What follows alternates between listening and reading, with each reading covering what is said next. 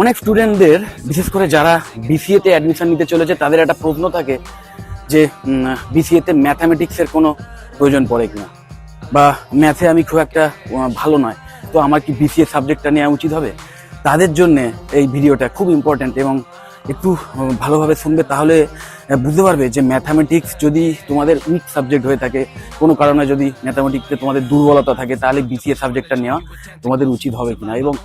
যদি তাই হয় তাহলে তোমাদের বিকল্প সাবজেক্ট কি হতে পারে সেটা নিয়েও এই ভিডিওটাই বলবো। খুব ছোট্ট করে ভিডিওটা শেষ করার মানে চেষ্টা করব, আমারও সময় কমে আছে। যাই হোক, যেটা মেন বক্তব্য ভালো করে শোনা নাও, যে বিসিএ কিন্তু মেনলি একটা কমপ্লিটলি প্রোগ্রামিং রিলেটেড কোর্স, যেখানে কিন্তু full of coding, full of programming languages সেইগুলো শেখানো হয়। কম্পিউটারে যে কটা সফটওয়্যার আছে, যে কটা অ্যাপ্লিকেশন আছে,